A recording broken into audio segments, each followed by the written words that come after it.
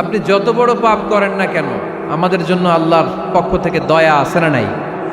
বনি ইসরায়েলের এক লোক সিরিয়াল কিলার ছিল, খালি মার্ডার করতো, সিরিয়াল মার্ডার। একটা, দুইটা, তিনটা, 10টা, 5টা করতে করতে করতে করতে 99টা মার্ডার করেছে। কয়টা? এলাকায় আছে নাকি এরকম কেউ? 99টা মার্ডার। কল্পনা করা যায়? 99 জন মানুষকে সে নিজ হাতে হত্যা করেছে।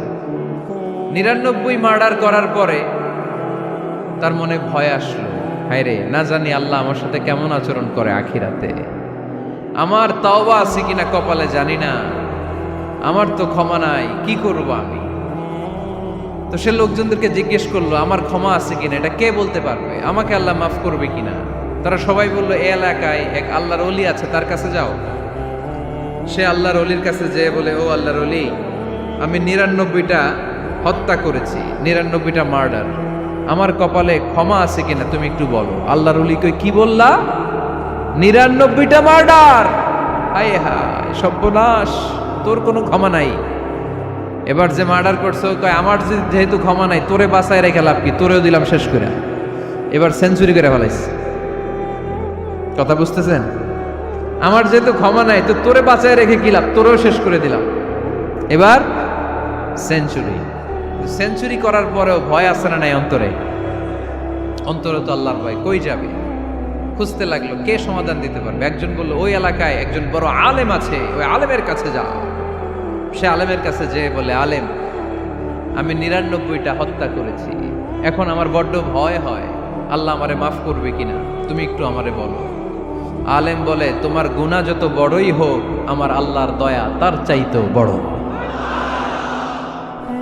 তুমি কি পাপ করেছো, কি অন্যায় করেছো? তুমি জানো না আমার রব কত মেহেরবান, তিনি কত দয়ালু, তিনি ভালোবাসার আধার, তিনি করুণার আধার। তোমার পাপ অন্যায় যদি হয় খালের পানির সমান, বিলের পানির সমান, আমার আল্লাহর দয়া সাগরের পানির সমান। তোমার পাপ আর অন্যায় যদি হয় পাহাড়ের সমান, আমার আল্লাহর ভালোবাসার দয়া হচ্ছে আকাশের সমান।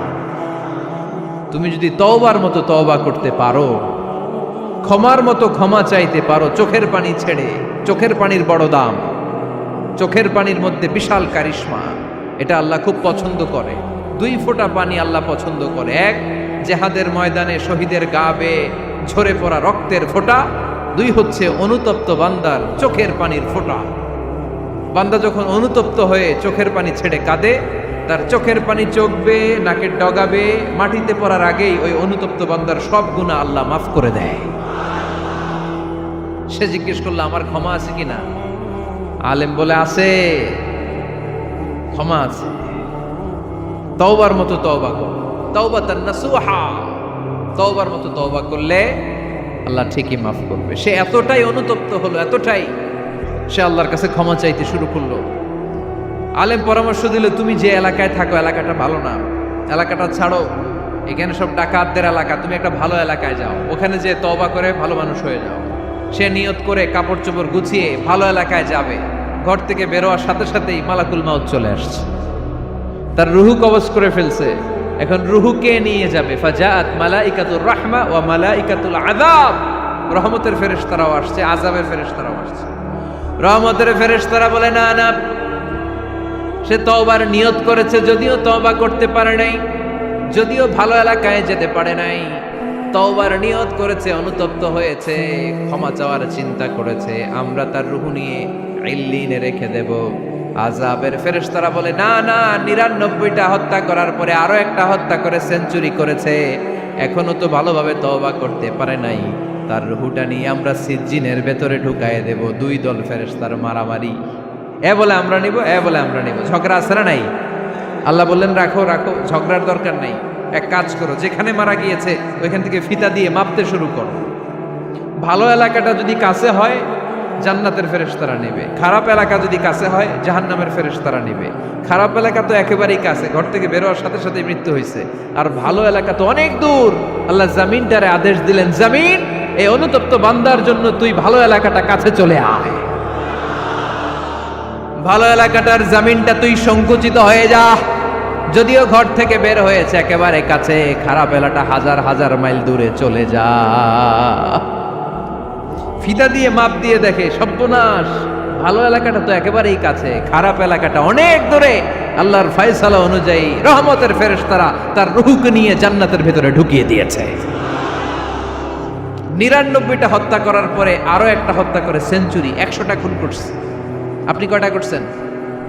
আমি কয়টা করছি? তো 100টা খুন করে যদি ও মাফ পেতে পারে আমার আল্লাহর কাছ থেকে, আমরা কি ক্ষমা পেতে পারি না? ওর পাপের কাছে আমাদের পাপ কি?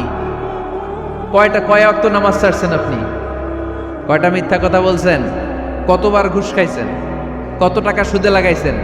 কত অন্যায় করছেন? কত জুলুম করেছেন? মনে রাখবেন, আপনার পাপ, আপনার অন্যায়, আপনার জুলুম যত বড় হোক না কেন, আমার আল্লাহর দয়া তার চাইতেও বড়। এজন্য আল্লাহ নিজের পরিচয় দিয়ে বললেন, আর রহমানু আল্লামাল কুরআন খালাকাল ইনসান আল্লামাহুল বায়ান। আমি রহমান, আমি দয়ার সাগর। আমি কি? আল্লাহ তুমি দয়ার সাগর, রহমানুর রহিম। তোমার দয়াই পূর্ণ আমার সারানিশিদিন,